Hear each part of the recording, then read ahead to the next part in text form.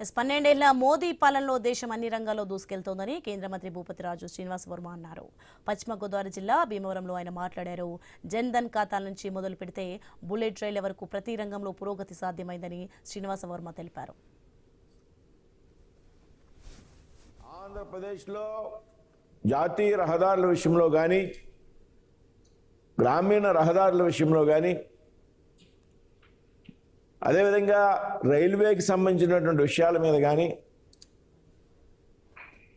అనేక వేల కోట్లు మంజూరు చేసినటువంటి ప్రభుత్వం నరేంద్ర మోడీ గారి ప్రభుత్వాన్ని సందర్భంగా మనం గుర్తు చేస్తూ ఉన్నాం.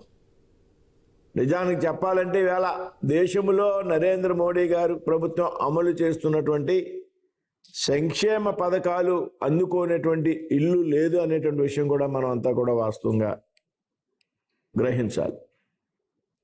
అంతర్జాతీయంగా ద్వైపాక్షిక సంబంధాలని వృద్ధిపరచుకోవడం ద్వారా